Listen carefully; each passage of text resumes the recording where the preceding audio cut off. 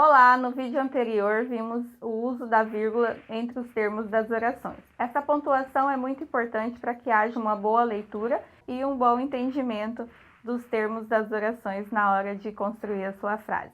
Bom, dando continuidade então aos tópicos, na letra B a gente vai utilizar a vírgula para isolar expressões explicativas, corretivas ou continuativas representadas por isto é, por exemplo, ou seja, aliás, entre outras. Essas expressões, então, servem para que a gente explique um termo, por exemplo, fazendo-se o uso da vírgula na hora de construir a frase ou até mesmo o seu texto.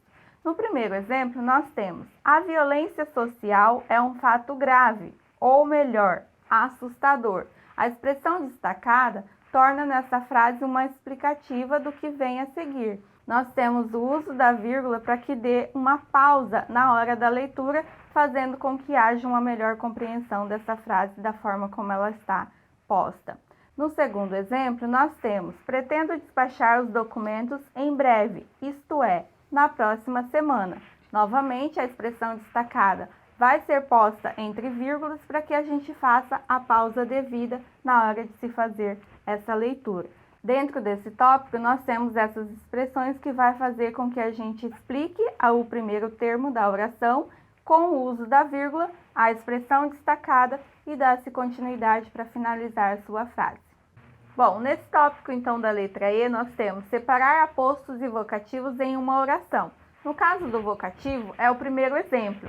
Marcos, traga seu certificado assim que puder, pois preciso entregá-lo ao departamento pessoal. Esse Marcos da expressão destacada faz com que a gente tenha o uso do vocativo. Por isso, precisamos colocar a vírgula após a palavra Marcos. Dessa forma, utilizamos a vírgula para que haja uma pausa após a palavra Marcos. Já no segundo exemplo, temos o aposto. Marta, irmã de Pedro, casou-se ontem.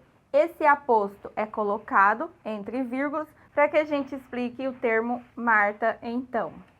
No próximo tópico da letra F, separar um adjunto adverbial antecipado ou intercalado entre o discurso.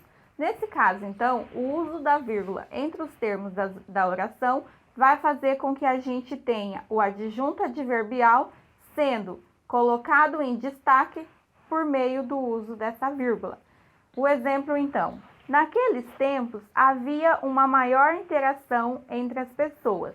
O termo destacado é o que nós temos por adjunto adverbial, por isso a vírgula vai ser colocada após esse adjunto adverbial, que é naqueles tempos.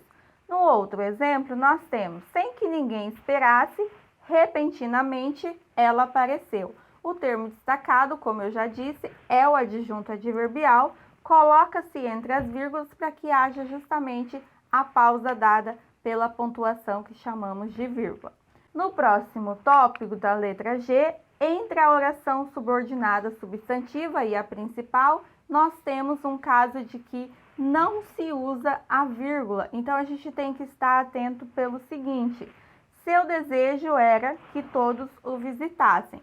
Nesse caso, nós temos dois termos de oração, que é: seu desejo é a oração principal dessa frase e era que todos o visitassem, a oração subordinada substantiva predicativa. Nesse caso, não precisamos fazer o uso dessa vírgula, porque a leitura dessa frase não pede uma pausa entre o primeiro termo e o segundo da sua oração. Bom, espero que vocês tenham compreendido quando é que se faz o uso dessa vírgula entre os termos das orações.